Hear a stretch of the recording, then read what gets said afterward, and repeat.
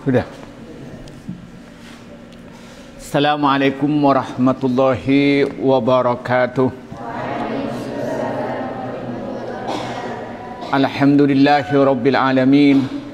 Wassalatu wassalamu ala asrafil anbiya wal mursalin, amma ba'du.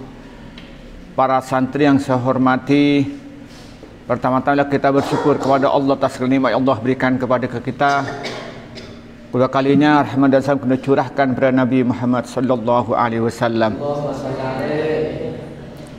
Para santri yang saya hormati, pembahasan kita itu membahas tentang kalam ya. Pada pertemuan yang lalu sudah kita membahas tentang majas dan hakikat. Kemudian pembahasan majas belum selesai, yaitu masih membahas tentang majas isti'arah pada halaman 9. Bismillahirrahmanirrahim. Wal majasulan utawi majas bil isti'arati kalawan majas isti'arah nyilih kaqaulihi ta'ala kaya dawuh Allah ta'ala jidaran yuridu ayyang qaddah jidaran ing tembok yuridu kang ngarepaken apa tembok ayyang qaddah maring lukur ayyashkuta artinya gugur. Payus bahu maka den surupaaken apa mailuhu condonge jidar ila sukutih maring lukur maring roboh biar dadi sukutih kalawan ngarepaken roboh allati ya kang utawi ida tetu sukut iku min sifatil hayyi saking pira-pira sifati perkara kang urip dunal jamadih ora perkara kang mati.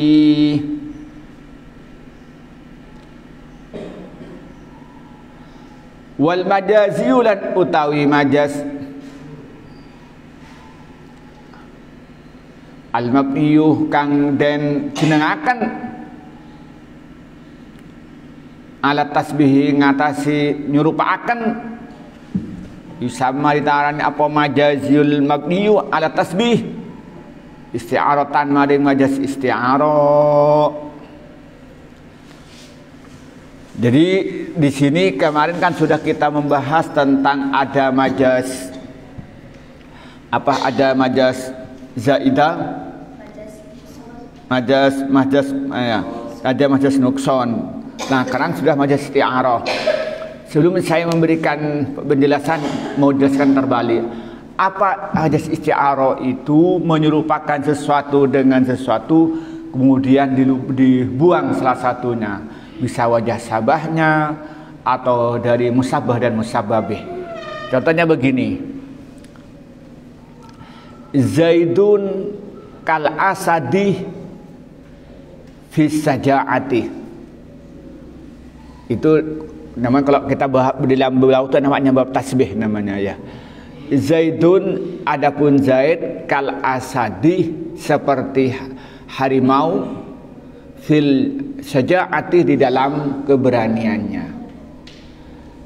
Lalu di sini kapnya dibuang, wajah sabanya dibuang. Zaidun asadun. Zaidun asadun. Paham ini dulu ya.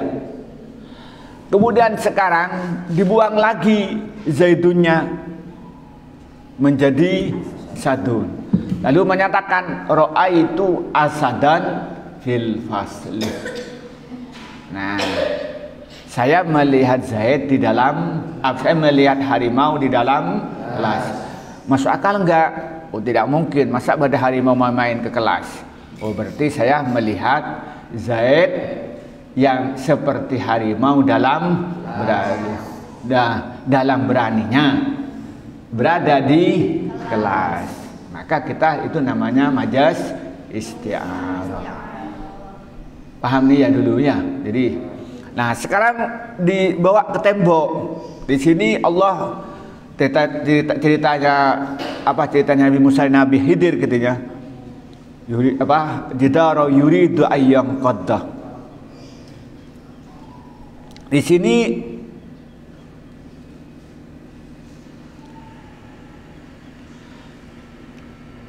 sini menyatakan begini, al-jidaru kal insani fi iradatil sukuti,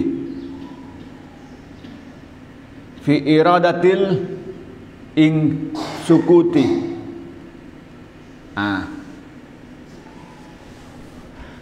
Kemudian kalau tembok ini, kalau miring itu bahasa Arabnya apa? Yamil, condong gitu ya. Jadi kalau kita melihat tembok itu miring itu yamilu, namanya mau roboh. Nah, lalu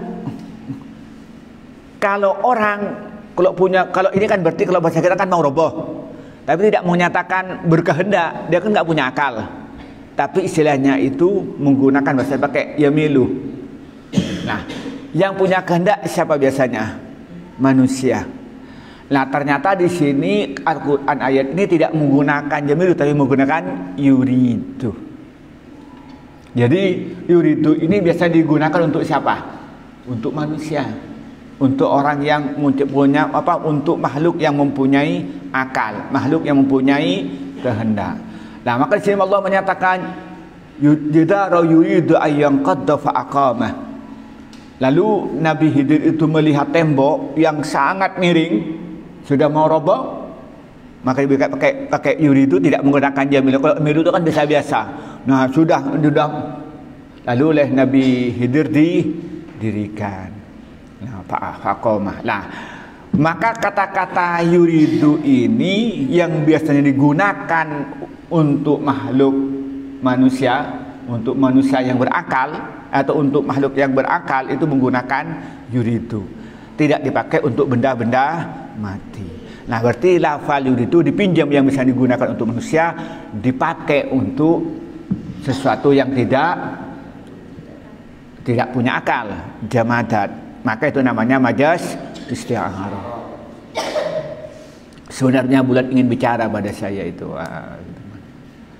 atau sebenarnya bulan itu menjadi saksi. Nah, itu masa bulan bisa jadi saksi gitu kan, nggak mungkin itu. Nah, itu namanya majas isti'arah. Paham ini ya?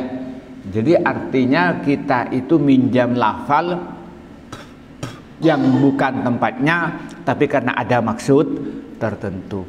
Nah, orang ahli tafsir, kenapa Allah dalam ayat ini menggunakan yuridu, tidak menggunakan yamilu? Karena tembok itu sudah betul-betul mau roboh. Nah,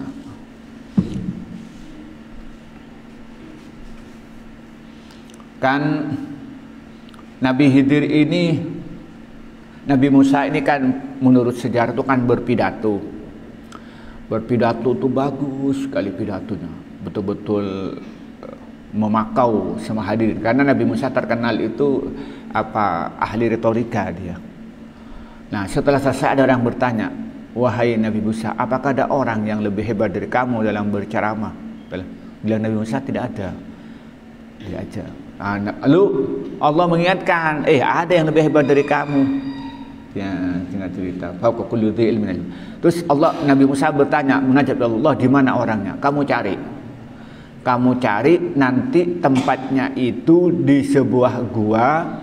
Gua itu adalah di situ di samping lautan yang separuhnya air tawar, separuhnya air asin. Dan tawar dan asin itu tidak campur.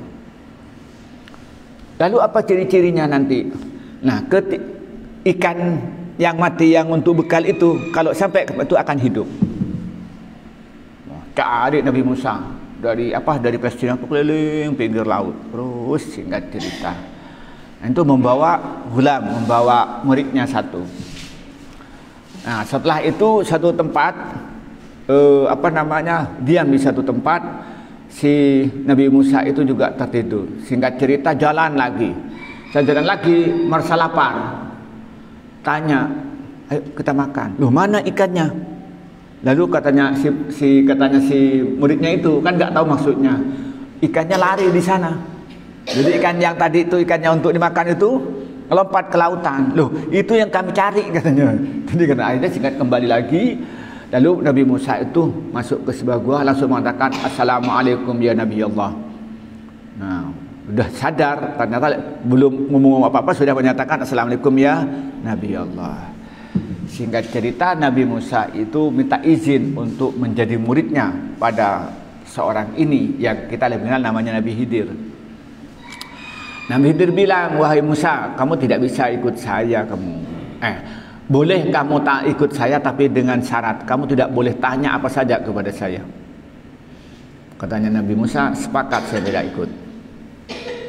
Terus Nabi Khidir bilang, sekiranya kamu tidak akan kuat nanti karena kamu tidak ngerti apa yang saya lakukan. Insya Allah saya ikut. Saya janji saya akan saat. Singkat cerita lalu melintasi lautan. Naik kapal. Nah kapal ini bagus gitu. Nah tiba-tiba kapal itu, ini ukiran-ukirannya bagus kapal itu. Lalu dirusak oleh Nabi Khidir itu. Nabi Musa ngelihat kapal ini naik gratisan, kok kapalnya orang dirusak gitu ya. Udah Nabi Musa itu lupa janjinya tadi. Kita ini naik kapal gratis, kok kapalnya orang dirusak. Nah kata Nabi Khidir, ingat dong, kamu kan janji tadi nggak boleh bertanya kan. Nah, singkat cerita. Ini kalau ini berarti di daerah Maroko. Jadi kalau sampai nanti sekolah ke Maroko atau kalau enggak sekolah nanti main-main ke Maroko itu, di situ antara Maroko dengan Eropa itu kalau naik kapal sampai melewati laut Bialtakia nih, dua lautan yang tawar dan yang asin itu enggak campur. Ditemukan antara, jadi kalau sampai di Maroko naik kapal menuju Eropa itu melewati laut ini. Nah singkat cerita melintasin itu dari Maroko ke Eropa, singkat cerita lah kalau dinyatakan itu kan, singkat cerita dia masuk di sebuah desa. Saya minta desa ke orang itu Tataiyaf ya, minta pada orang untuk bisa diberi makanan, nggak diberi, mau beli nggak diberi. Nah, mau minta tidak diberi, mau beli tidak diberi. Capek sudah. Penjajah bayangkan dari Maroko ke Eropa gitu ya. Nah singkat cerita lapar gitu. Nah tiba-tiba itu ada tembok, sudah ada rumah sudah tua, temboknya sudah miring sekali mau roboh.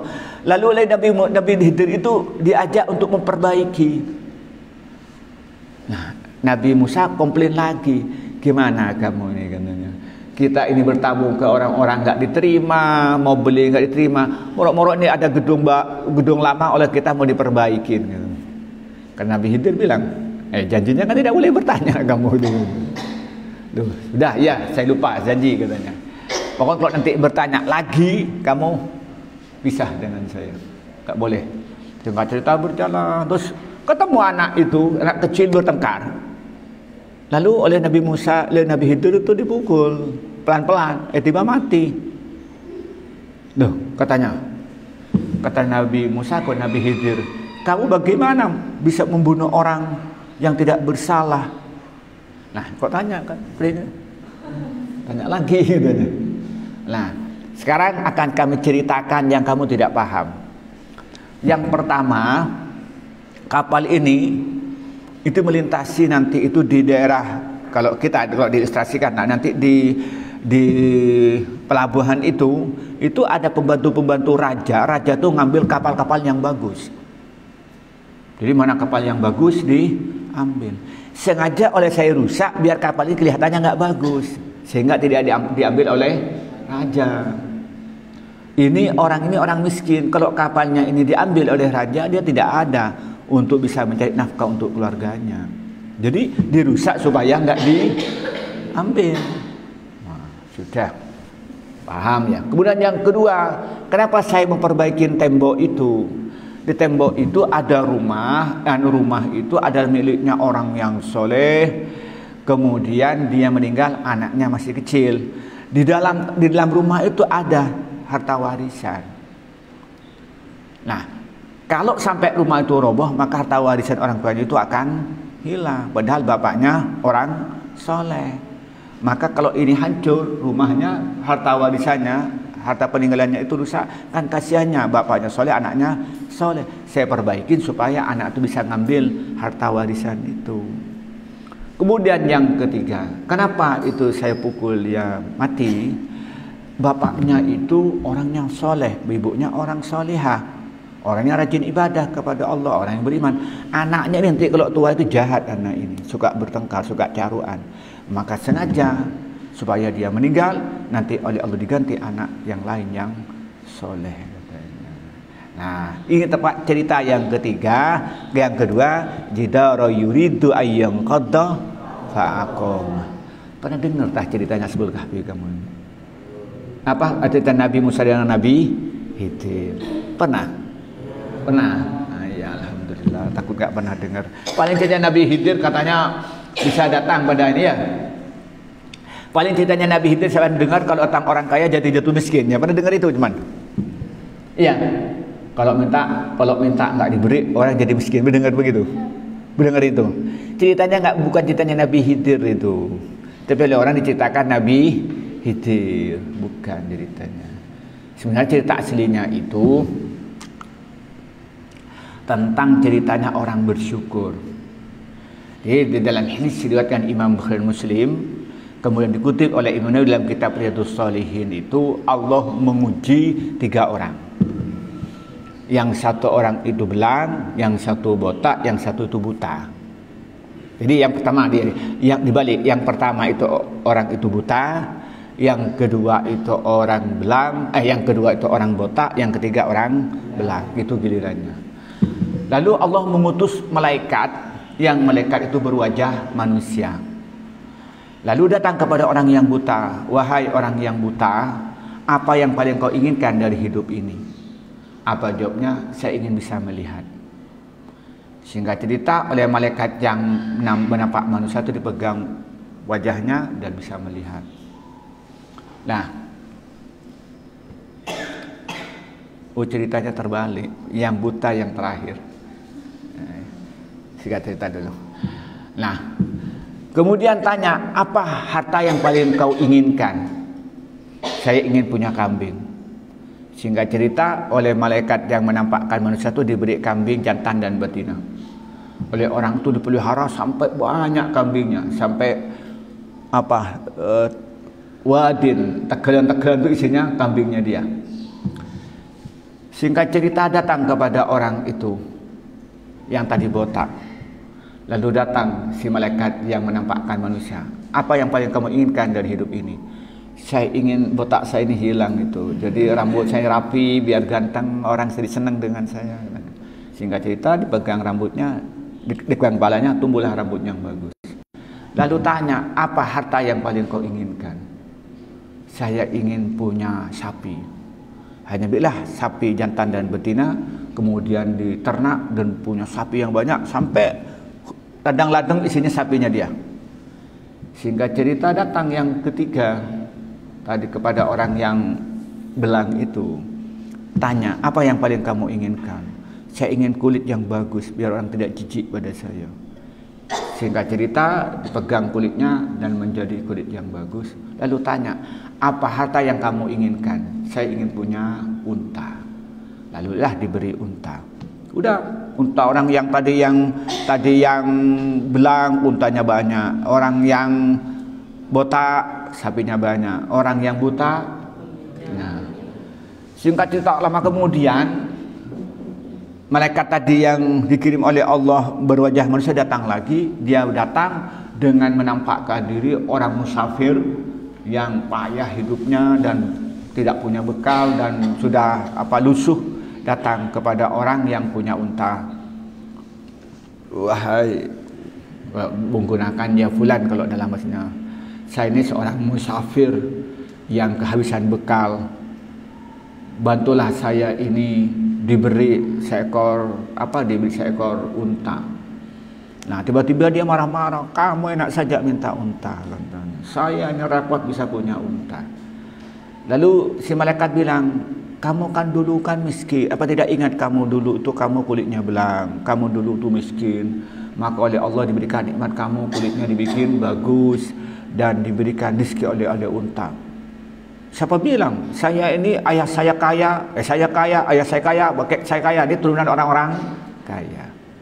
Nah, singkat cerita, si malaikat itu pergi, maka terjadilah kebakaran. Maka semua untanya mati kena kebakaran. Dan lebih ngena lagi, ternyata apinya ngena kulitnya, maka terjadi belang lagi. Singkat cerita, datanglah kepada orang yang buta itu.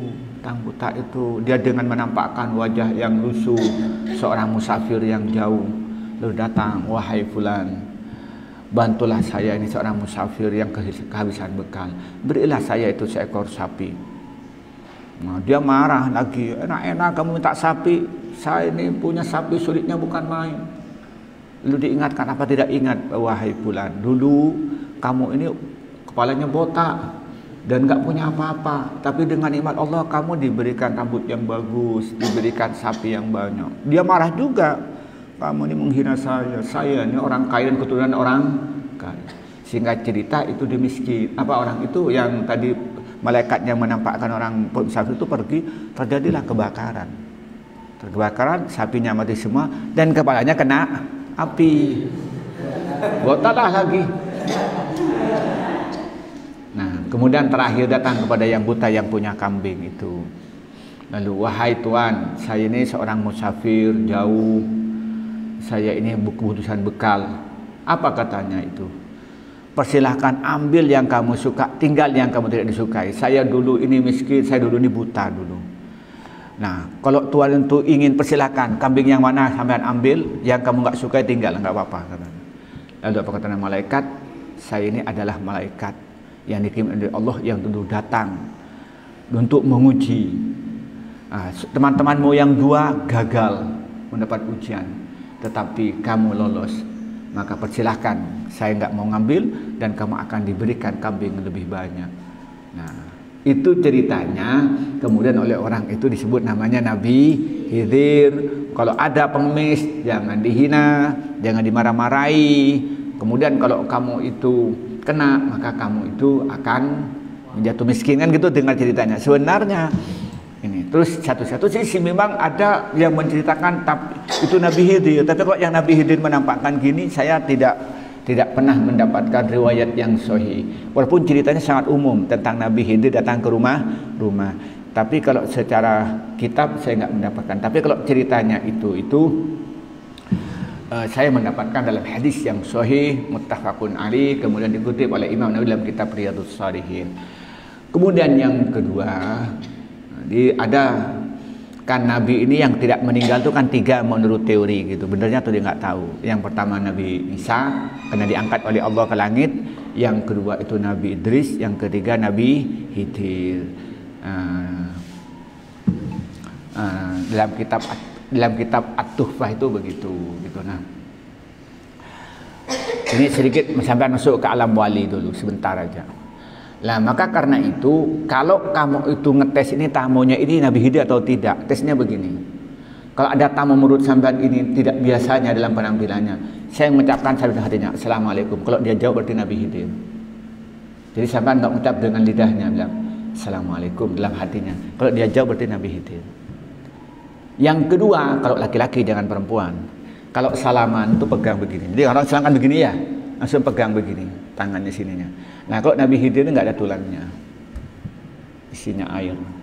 Jadi kenapa kalau orang itu kalau salaman kan begini kan begitu kalau salaman ya. Saya biasanya kan gitu kalau orang Arab itu. Kan ini untuk ngetes ininya. Jadi setelah salaman begini langsung biasanya selesai kan langsung diginikan. Kan gini langsung itu. Nah, kalau ini Nabi Khidir ininya itu ada tulangnya. Ini dalam alam tasawuf benar atau tidak nggak tahu, saya nggak pernah gitu ketemu. Kalau saya tidak pamer, tapi kalau mimpi Nabi saya 2 kali. Yang terakhir itu mimpi itu saya ketika mikirin pondok Al-Quran itu punya utang, tidak bisa bayar ya bangunan itu susah, sampai beberapa hari-hari nangis, ya Allah kok susah sekali hidup ini. Saya setiap hari baca selawat, assalatu wassalamualaikum ya Rasulullah qadaqatil adikni ya Allah. Nah, malam-malam saya mimpi datang ke sebuah masjid. Nah, sebuah masjid itu Saya melihat wajah itu pakai baju putih takwa, karena jubah, ya pakai jubah, songkok kayak biasa, songkok putih yang kayak berik saya begini itu. Nah, wajahnya terang sekali dan dia membawa anak kecil. Anak kecil itu mungkin seukuran ama itu. Oleh orang bilang itu Nabi Muhammad.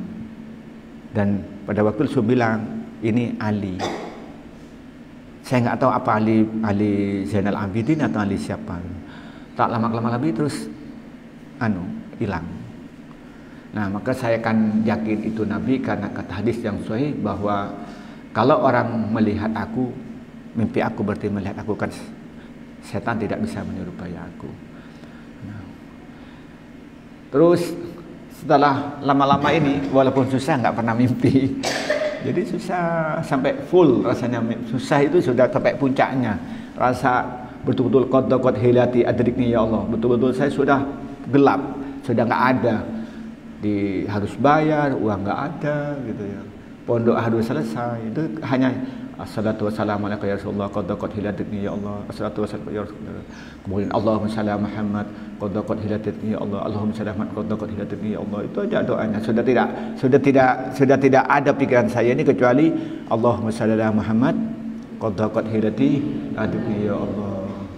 Qad hidati, sudah sempit usaha saya, sudah nggak ada lagi.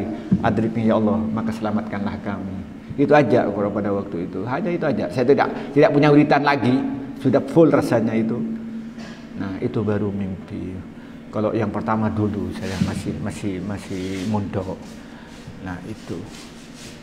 Nah, maka mungkin Nabi itu datang itu ketika sulit. Nah, setelah itu saya ini adaptasi dengan kesusahan perjuangan. Setelah mimpi itu lalu adaptasi dengan kesulitan. Sekarang ini yang paling berat itu kan mikirin pondok Syarifuddin ini. Otak saya ini betul setiap hari hanya mikirin sampean itu. Gimana ini ya? Mulai dari TK, anak PAUD, TK terus anak santrinya yang putra mahasiswanya belum bisa diajak berjuang. Itu sumpah gitu ya, sumpah gitu.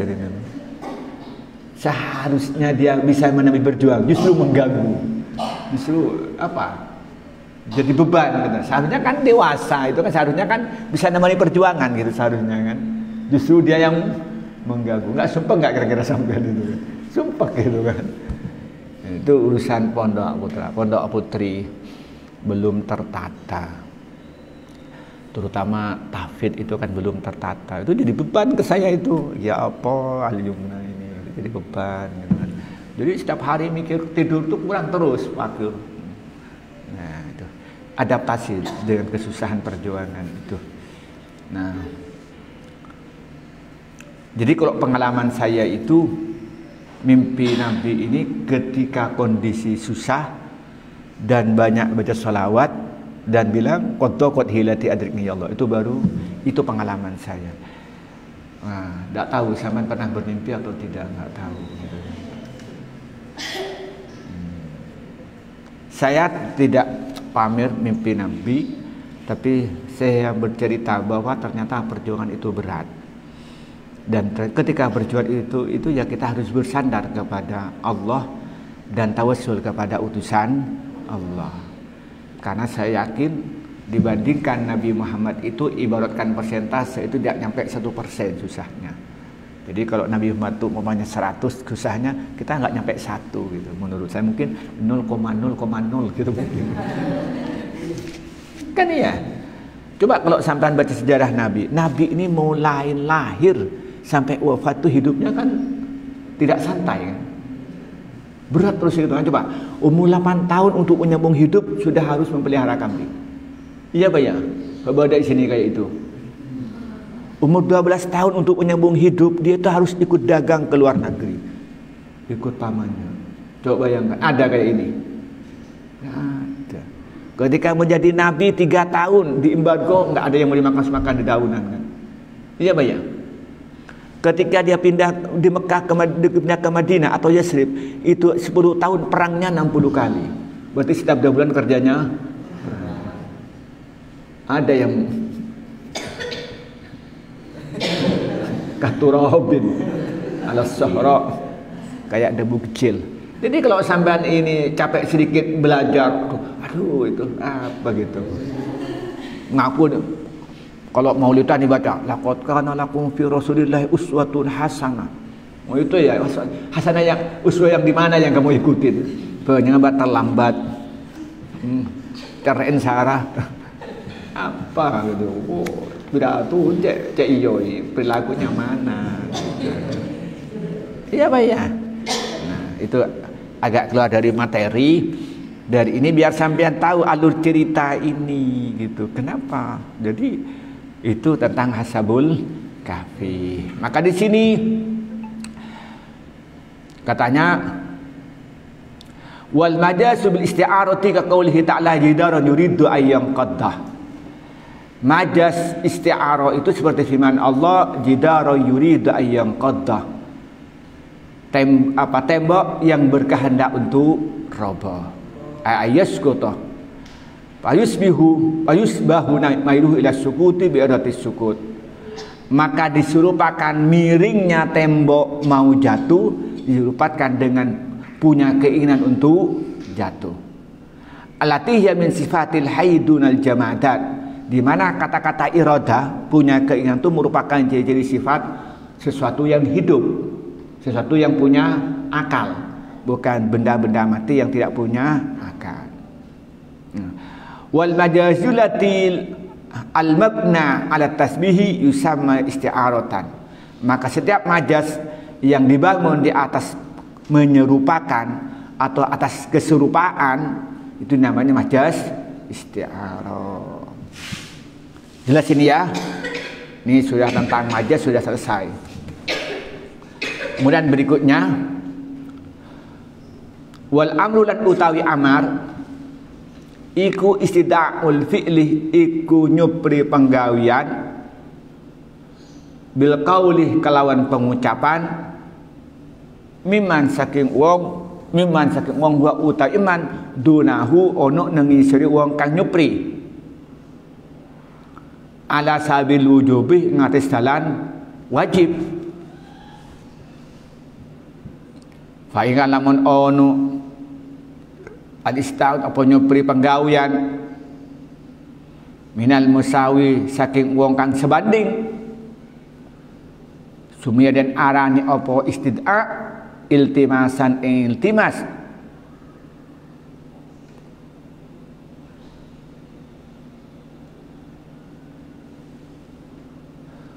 wa minal a'la lan saking ono nang lukur atas ya, lukur bahasa apa? Lukur. Lukur. Kalau lukur itu jatuh. Ini dukur. Oh iya dukur ya. Mila la dari saking dukur. Karena nggak enak berarti saya itu. Berarti la dari saking dukur, bener ya? Nah. Mana sudah? Sumia dan arani. Apa ala soalan ing soal wa illam yakun lamun ora ono apa soal lam yakun ora ono apa minal a'la ala sul ujubi ngatas jalan kang wajib fa injuwiza maka lamun den wenangaken atarku apa ninggalaken keliru bi anjawaza keliru bi anjawaza kalawan yen wenangaken sapa ala-ala atarkah ing ninggalaken fadhahiruhu maka utawi dhahirnya istid'a annahu sambuna istid'a laisa ora ono apa istid'a yani nyupi penggawian bi amrin iku perintah fil haqiqati dalam hakikati. Jadi di sini kata-kata wal amru istid'aul fi'li bil qauli mimman huwa dunahu ala sabilil wujub. Apa amar itu adalah minta amal perbuatan dari atas ke bawah yang disampaikan dalam berupa perkataan. Dan perkataan dan permintaan itu dilaksanakan secara wajib. Kalau terjemahkan harfiahnya begini nih, biar gampang sampean. Yang disebut amar itu adalah menuntut pekerjaan pada orang yang disebut amar itu adalah menuntut pekerjaan dengan menggunakan kata-kata terhadap orang yang lebih rendah kedudukannya dengan secara wajib untuk dilaksanakan. Itu kalau terjemahan harfiahnya. Penjelasannya begini. Mungkin sampean secara makna paham, tapi dalam usul fikih perlu saya pertegas biar nanti ketika masuk ke belajar hadis itu paham logikanya amar dalam usul fikih itu. Amar itu yang pertama itu adalah perintah untuk mengerjakan sesuatu. Perintah itu harus perkataan. Harus perkataan. Jadi kalau isyarat itu bukan perintah. Jadi harus perkataan. Jadi kalau Nabi itu misalnya hanya nyuruh tapi dengan memberikan contoh itu bukan perintah. Jadi perintah itu harus berupa perkataan. Kenapa di sini pertegas itu bil qauli? Karena konsekuensi hukumnya ketika perintah itu harus makna wajib, kecuali menunjukkan makna lain. Jadi maka bil amar itu menyatakan itu adalah menuntut suatu pekerjaan dengan perkataan. Itu dari mana? Dari atas ke bawah. Dari Allah pada hambanya, Nabi pada umatnya. Itu namanya perintah, tapi berupa kata. Dan perintahnya itu harus dilaksanakan. Itu namanya perintah. Kalau tidak dilaksanakan, tidak harus dilaksanakan, maka itu bukan perintah. Itu definisi amar. Contoh, Allah beri contoh dalam Al-Quran misalnya, aqimus sholah, dirikan sholat. Itu dari siapa? Dari Allah kepada hambanya. Berarti dari atas ke bawah. Kemudian berupa apa? Ya berupa perkataan, berupa firman yang diwahyukan kepada kepada Nabi Muhammad melalui malaikat Jibril. Itu, maka itu namanya amar. Nah, begitupun juga Nabi menyatakan pada sahabatnya, Nabi kan di atasnya, sahabat di bawahnya, shallu kama ra'aitumuni usolli. Salatlah kalian semua seperti kalian melihat aku melaksanakan salat. Berarti Nabi lebih tinggi merintah dengan perkataan kepada sahabat yang lebih rendah kedudukannya dibandingkan Nabi, dan itu harus dilaksanakan. Berarti kata shallu kama ra'aitumuni usolli itu berarti amar. Paham ini ya? Nah, nanti jadi ini kelihatannya definisi ini sederhana, tapi ketika sampean nggak paham dengan ini, itu akan berpengaruh nanti pemahaman terhadap teks-teks Al-Quran atau teks hadis yang berkenaan dengan amar. Lalu dilanjutkan oleh sarahnya, fa inkal ista'u minal masawi yusamma iltimasan. Nah, tetapi kalau dia itu yang diminta itu kepada orang yang setara, maka ini namanya iltimas. Sampean teman, saya bantuin dong masang alat-alat, itu namanya iltimas. Sampean enggak, ayo kita masuk, gurunya sudah datang. Nah, itu namanya iltimas. Paham ini ya? Wa minal a'la, ternyata minta kepada yang lebih tinggi, artinya dari bawah ke, tadi kan tadi yang di atas itu mimman dunahu, kan begitu ya? Jadi kalau amar mimman dunahu. Sekarang kalau minal a'la bagaimana? Minta kepada yang kedudukannya lebih tinggi. Maka itu tidak namanya amar, namanya apa? Soal. Masa sampean minta datang kiainya, kiai mohon kehadirannya besok pernikahan saya tanggal 2 bulan Syawal. Masa mau merintah? Ya soal itu. Sampean, ada yang mau menikah dah? Semuanya mau menikah pada saatnya. Iya kan? lakukan sekarang pada saatnya. Itu namanya apa? Soal. Sekarang kalau ada perintah tapi boleh ditinggalkan. Katanya di sini jelaskan wa illam yakun ala sabilil wujub bi an jawaza tarka fa dhahiruhu annahu laisa bi amrin ay fil haqiqati. Kalau ada perintah pada orang lain tapi isinya itu tidak mewajibkan, kalau mau ya persilakan, enggak mau ya persilakan, itu namanya bukan amar. Pokoknya katanya kalau kamu nanti liburan main ke rumah ya datang enggak datang enggak, itu bukan perintah.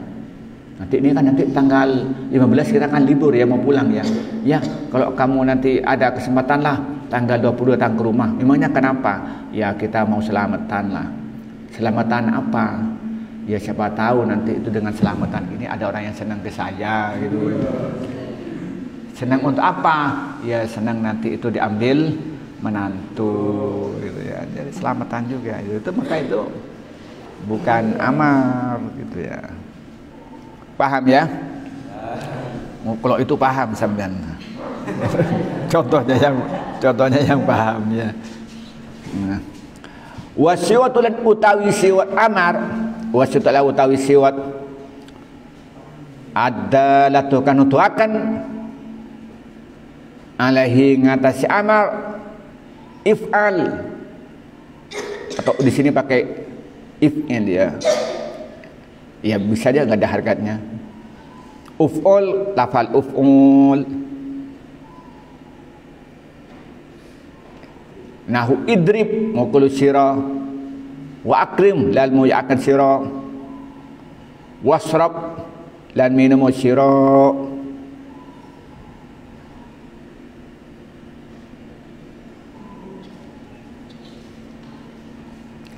wahia utawi asyawatu dalatu alaihi, artinya siwat amar indal itlaqih ketika ini mutlak, wa tajruti dan sepi anil qarinati saking qarina, saking tanda-tanda as-sarifati kang malingaken antolabil fi'li saking nyupri penggawian nututin tuh malu dan tanggungaken apa aswatu dalatu alaihi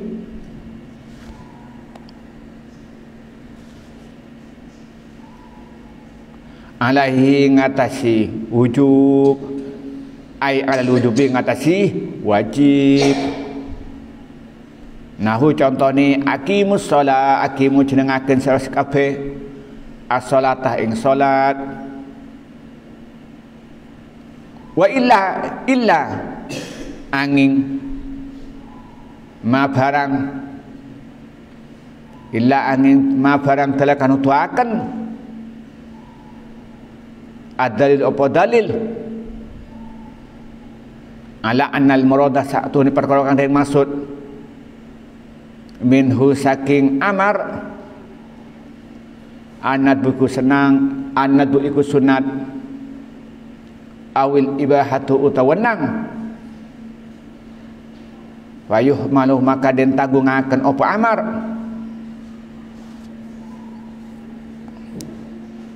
alih ngatasi ma dalad dalil ay ala nabi ngatasi sunat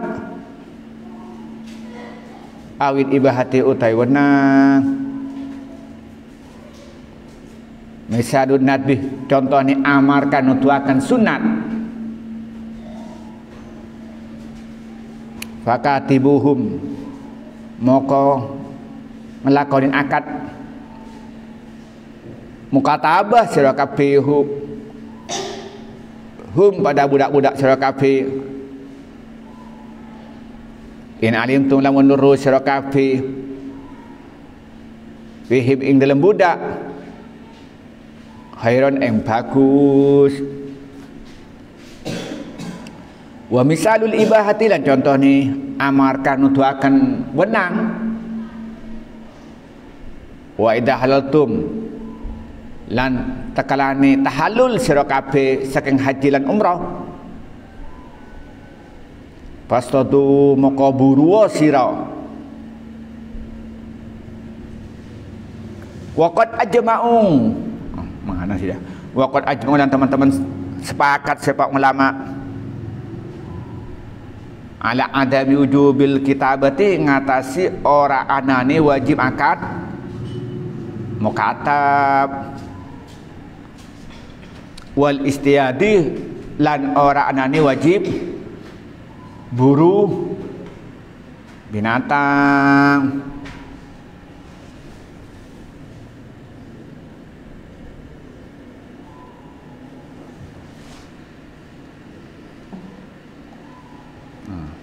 Coba di sini dulu biar biar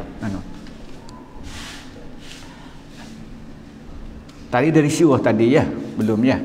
Wasiwatu dalu alaihi, yakni siwat-siwat yang menunjukkan amar itu adalah yang pertama adalah siwat amar. Seperti apa? Fa'ala yaf'ulu fa'lan wa maf'alan fa huwa fa'ilun wa dak maf'ulun uf'al. Kalau ini ikut wazan fa'ala yaf'ulu. Kalau fa'ala yaf'alu beda lagi menjadi, kalau fa'ala yaf'ilu yaf'il. Kalau umpamanya apa namanya mazid, af'ala yaf'ilu, bingung. Af'ala yaf'ilu,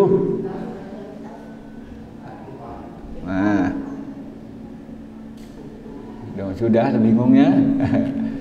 Syaratnya af'ala yufidu fi'ala wa maf'alan wa huwa hada kamaf.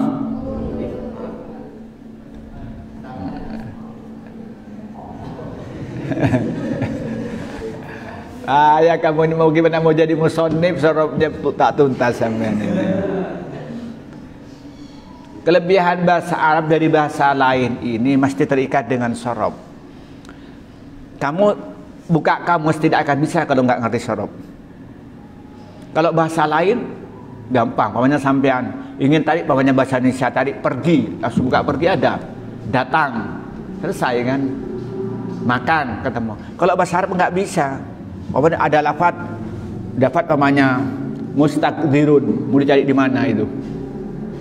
Nggak dapat, pokoknya di sini kamu dapat di sini. Sampai namanya ada lafaz banyak sifatun, mau dicari di mana dia lafaz, buka langsung sifatun, tak ketemu, buka kamus sod fa alif tak, tak ketemu, tak ketemu kan. Maka kita harus taruh sifatunnya dari apa, dari ada bingung pola itu kan. Sifatun kan bingung kan ya. Itu nah bahasa Arab itu beda, jadi kita ada masih berbasis syarat.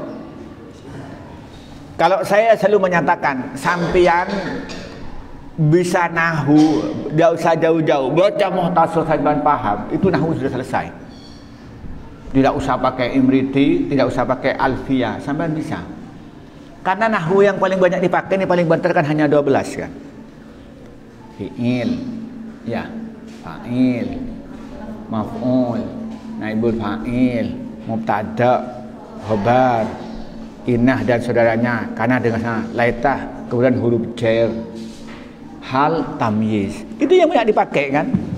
Yang lain itu kan jarang-jarang. Paling yang sering ketemu apa? Paling kan fi'il, fa'il, maf'ul, huruf jar. Yang sering ketemu kan. Kemudian inna, karena dan saudaranya, inna saudaranya, karena dengan saudaranya. Maka kalau sampai itu belajar nahu diseriusin, seminggu itu hatam. Kalau nahu sampai sudahlah paling jelek lah 1 bulan itu hatam. Kalau sampai tekun, coba bayangkan sampean sehari semalam itu 2 hari belajar apa fi'il, masa enggak paham. Belajar ongkuan benikun gini begini. Nah, begini. Ada yang gini. Aja dikit enggak begini. Belajar beneran 2 hari masa fi'il enggak paham. Mesti paham kan? Lalu besoknya sampai belajar fa'il, 2 hari fa'il tak paham. Mungkin dia ngajak belajar fa'il sungguh, dan gurunya juga pintar ngajarnya, nggak hafal. Di sekutu pada muridnya pintar, gurun pintar, muridnya pintar, gurun tak pintar, pada bingung itu. Terus sebaliknya gurun pintar, muridnya tidak pintar, ya pada bingung itu. Coba gurunya pintar, ngerti. Kalau gurunya itu ngerti, cara menyampaikannya itu mudah. Tapi mun guru belum belajar dia pada bingung.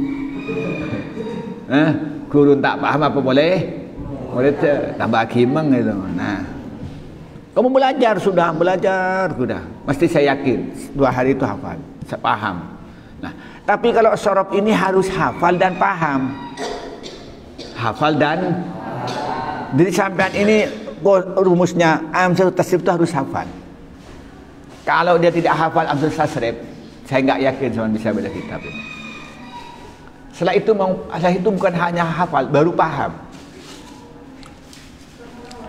Apalagi kalau masuk kepada masjid. Kita ini ada luwawi, ada istilahi. Untuk kita masjid, coba alimah, tahu, allamah, ista'lamah, ta'alamah. Dan semuanya jadi berubah maknanya. Alimah ya alamu ilman. Kalau ista'lamah, ista'limu, isti'laman. Beda semuanya kan. Itu kekayaan bahasa Arab, maka detail.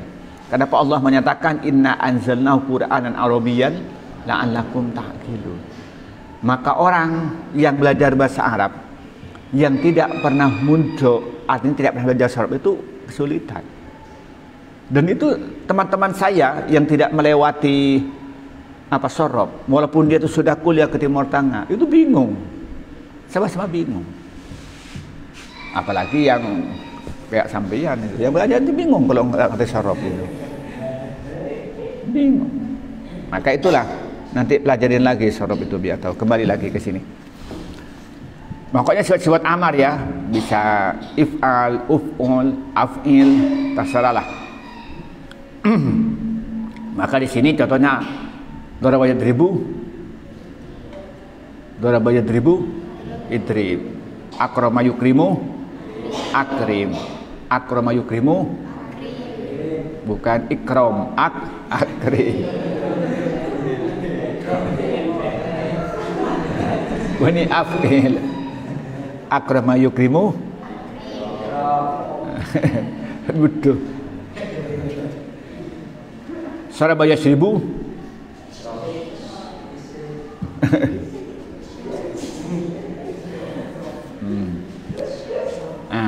Paham ya?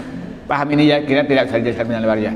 Kemudian wahya indal itlaqi wa tajarrudi anil qarinati tuhmadu alaihi, gitu kalau di ini ya.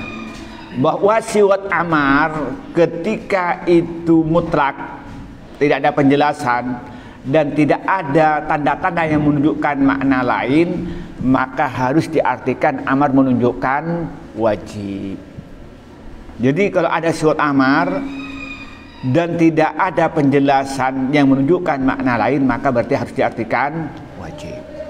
Jadi kalau mendapatkan ayat Al-Quran atau hadis Nabi yang menggunakan sifat amar dan dia ternyata itu tidak ada penjelasan dari Rasulullah menyatakan berfirman menyuruh begitu saja dan tidak ada penjelasan, berarti menunjukkan wajib, tidak boleh diartikan lain. Tapi kalau ada tanda-tanda itu nanti beda, nanti ada penjelasannya belakang. Apa korinah itu? Sebelum sampai korinah. Korinah itu artinya ada dalil lain, bisa jadi ada Al-Quran, ada Al-Quran. Contohnya begini, ini sebenarnya nanti yang penjelasannya. Contohnya amar jatuh setelah larangan. Sepertinya amar menunjukkan setelah larangan. Rasulullah menyatakan kuntu nahaitukum an ziyaratil qabri fazuruha. Aku melarang ziarah kubur dan sekarang kalian itu hendaknya ziarah kubur. Apa itu wajib? Apa itu sunnah atau mubah? Maka menunjukkan mubah karena jatuh setelah larangan. Sama dengan masalah memburu. Orang yang sedang ihram Orang sedang dia melaksanakan ihram untuk umroh atau untuk haji, ini kan tidak boleh memburu binatang. Kalau sampai membunuh semut, membunuh merpati, maka sampean harus bayar. Nah, setelah sampean tahallul itu diperbolehkan. Maka di sini digambarkan ini wa idza halaltum fastadu. Ketika kalian sudah tahallul, persilakan memburu binatang. Nah, kali sini itu bukan amar, bukan wujub, tapi menunjukkan ibadah. Coba bayangkan orang kalau musim haji itu mau masjid sulit, mau wukuf sulit. Nggak tahu kadang-kadang sekarang corona ya. Kalau itu melaksanakan perintah, apa yang mau ditangkap?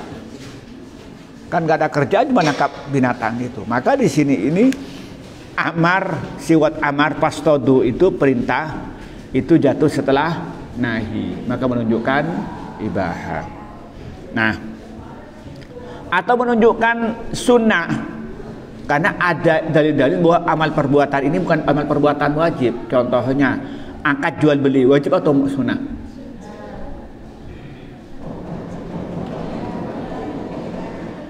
Aslinya jual beli ini kan tidak wajib, tapi ada satu wajib. Sampai nggak punya baju untuk dipakai, tidak punya mukna, mau sholat ya, sampai punya uang untuk bisa beli, ya hukumnya wajib beli mukna. Itu kan bukan asal angkatnya, tapi karena ada yang lain. Sampean punya uang untuk beli mukna, sampean mau sholat tidak punya mukna, maka beli mukna itu hukumnya wajib. Dalilnya lain, malayatimul wajibu illa bihi fahuwa wajibun. Ketika amal perbuatan yang wajib itu tidak sempurna kecuali mengerjakan yang lain, yang sunnah atau yang mubah, maka yang sudah mubah itu ikut wajib. Itu dalilnya dalil lain, tidak sambung. Itu cara memahaminya. Kalau orang yang nggak ngerti ngeyel, loh dari mana nggak wajib? Kalau berarti jual beli itu, beli mukna itu wajib. Iya, tapi angkatnya beda. Angkat jual belinya kan nggak wajib. Tapi dalam kondisi kayak ini, membelinya angkat jual beli wajib karena untuk dipakai untuk sholat. Maka itu namanya ingin disampaikan di sini. Berarti kita ini yang pertama. Yang kedua, kita ini berbuat baik itu baik sunat atau wajib? Sunat. Jadi angkatnya itu mubah, kemudian berbuat baik kepada orang lain itu sunnah. Nah, sekarang seorang tuan punya budak, lalu budaknya itu diakad, namanya akad mukatabah. Akad mukatab katanya orang Maduranya. Jadi begini akad mukatab itu begini. Ada orang punya budak, lalu bilang pada budaknya, kalau kamu bisa bayar lunas, umpamanya kalau dikonkretkan, kalau kamu bisa bayar ke saya 100 juta dalam jangka 1 tahun, kamu merdeka. Dan dalam 1 tahun ini persilahkan kamu tuh bekerja. Gak usah kerja ke saya mencari uang. Nah, kalau nanti lunas kamu jadi merdeka, itu namanya akad mukatab. Itu fakatibuhum in alimtum fihim khairan. Nah, saya keluar dari usul fikih dulu biar sampean tahu alur pikirnya. Kenapa Allah menyatakan fakatibuhum in alimtum khairan? Kata-kata fakatibuhum ini kan satu kan akad. Yang kedua itu akad tabarruk, berbuat baik. Orang yang budak dijadikan merdeka dengan usaha sendiri. Ini bukan perbuatan baik, maka itu jatuhnya menjadi sunnah. Ya. Dan Allah menyatakan in alimtum khairah. Ada orang itu memang karakternya karakter budak. Ada orang karakternya karakter juragan. Sama dengan orang itu karakternya karakter kuli. Nggak bisa jadi juragan, nggak enak jadi juragan. Memang karakternya kuli. Jadi kalau coba saya ilustrasikan, saya belum bahas budak biar sampean ini paham tentang teori antara juragan dan kuli. Kalau orang itu memang karakternya karakter kuli, itu nggak mau jadi juragan. Kenapa? Kalau jadi kuli ini kan sederhana, pagi berangkat, sore pulang, nggak usah mikirin strategi, tidak usah mikirin taktik. Coba, pokoknya ini toko, tak usah contoh lah, ini toko sudah, toko ini ukuran anggaplah 10 kali 20. 10 karyawan anggaplah 4. Ini yang pekerjaannya 4, juragannya ini 1. Itu gampangnya. Kalau orang ini pikirannya juragan, apa yang ada di otaknya? Bagaimana ini toko maju? mulai dari cari utangan untuk modal, kemudian cari dagangan yang murah, bagaimana mencari karyawan yang bagus, kan begitu otaknya kan. Jadi diam di rumahnya tidur tapi otaknya jalan terus itu kan. Apalagi kalau waktunya bayar utang tidak punya uang, susah. Tapi kalau orang memang kuli, pikirannya kuli, nggak mau, yang senang apa? Ya masuk pagi, pulang sore, akhir bulan dapat gajian, nggak mau mikirin utangan. Nah, sekarang kalau orang itu pikirannya pikiran juragan, suruh masuk setiap hari, nggak usah mikir, nggak mau, nggak nyaman, karena pikirannya juragan. Tapi kalau pikirannya budak, kamu siap di rumah tak mau mikir, nggak mau, lebih baik saya masuk ke toko, nggak usah mikir. Paham ini ya? Nah, dulu budak begini, budak ini ketika itu masih menjadi budak, semua kebutuhannya ditanggung tuannya, makannya, tidurnya, cuman harus taat penuh kepada tuannya. Suruh kerja, suruh apa, tidak boleh melanggar. Nah, kalau merdeka, dia itu nggak bisa makan, nggak ada yang nanggung, rumah nggak ada yang nanggung, harus mencari uang sendiri. Nah, kalau sudah mentalnya mental budak, nggak bisa jadi mental merdeka. Paham ini? Jadi tidak semua orang itu dimerdekakan itu baik. Sebenarnya tidak semua seorang karyawan diberhentikan suruh jadi pengusaha, nggak bisa. Memang kalau mentalnya mental dia karyawan, nggak mungkin menjadi mental pengusaha. Nah, maka di sini Allah menyatakan fakatibuhum in alimtum fihim khaira. Maka di situ Allah itu berfirman, persilakan kamu akad mukatab dengan budak-budak kamu itu kalau kamu melihat itu yang terbaik. Tapi kalau nggak baik, nanti kalau dia nanti umpamanya dia dimerdekakan, ternyata terlantar hidupnya, terlonta-lonta karena dia biasa mandiri, ya jangan, harus tetap dijadikan budak. Itu yang dimaksud dengan ayat ini yang disampaikan. Maka di sini kata fakatibuhum itu yang sifatnya sifat amar daripada katabah fi'il madinya itu, maka itu tidak menunjukkan wajib. Itu ingin disampaikan. Paham alur ceritanya ya? Paham.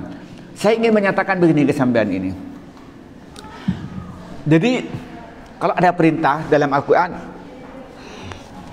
otak kita ini yang pertama ini menunjukkan wajib. Udah nggak usah ditanya penjelasan dulu. Kemudian setelah itu baru dilacak sebenarnya ini hakikatnya menuju kemana. Jadi begitu ada perintah, pertama kali harus dilaksanakan. Yang kedua baru dipelajarin ini sunat atau wajib atau mubah. Itu baru berikutnya.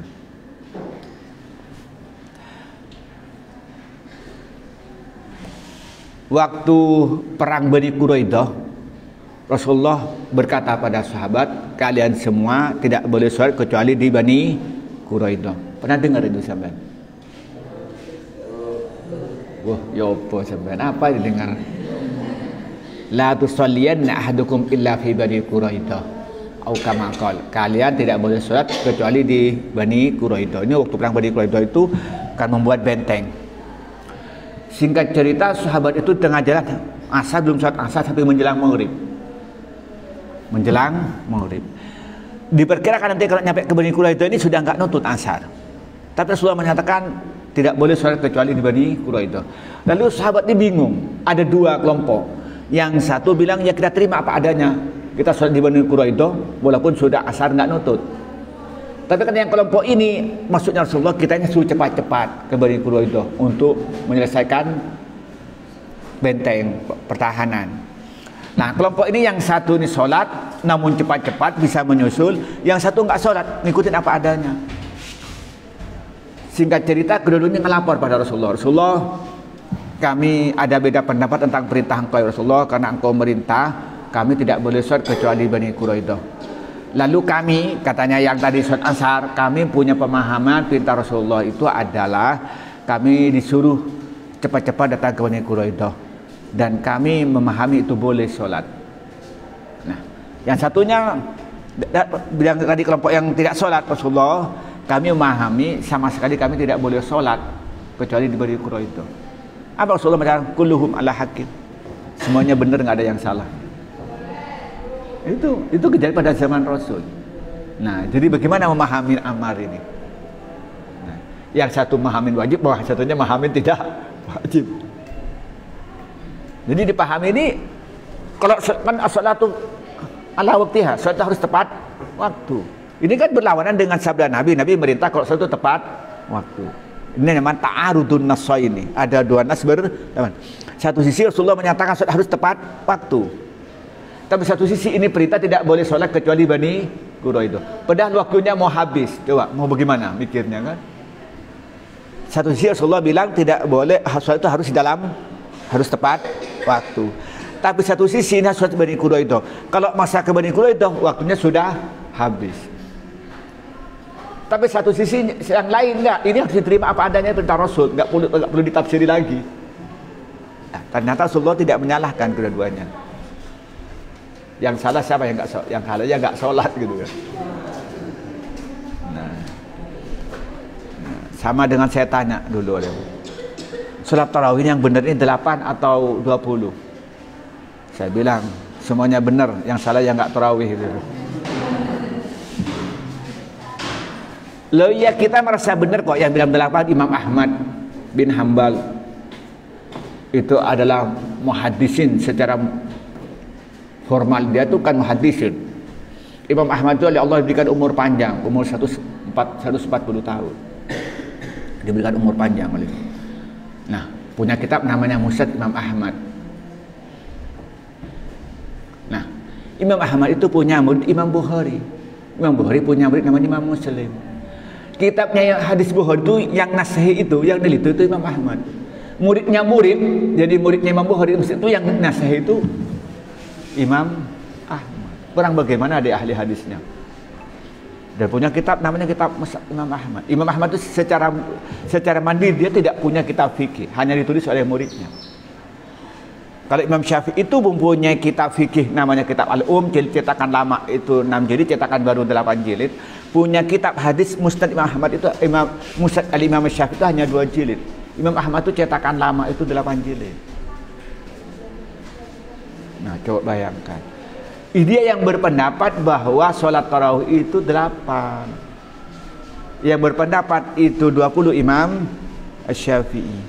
Kalau saya orang NU dan beberapa dalil, saya meyakini 20, bukan 8. Tapi mau menentang yang 8, yang bicara Imam Ahmad. Masuk sampai bukan kelasnya kan? Masa sampai mau sekelas dengan Imam Ahmad? Ya jauh lah. Satu hadis saja tak hafal. Dia sudah hafal ratusan ribu gitu kan, hadis gitu kan. Nah, kenapa saya meyakini begitu seperti yang dijelaskan oleh Syekh As-Sabuni. Jadi Syekh As-Sabuni bicara tentang tarawih yang kan ada ngaji kitab tentang tarawih ya. Kok kelihatannya? Ya ada ya. Ya, itu tentang tarawih yang ditulis Syekh Ali As-Sabuni, baru meninggal beliau itu. Beliau itu umur 93 itu sehat ngarang kitab umur 93 itu. Kitab yang paling terkenal di Indonesia itu namanya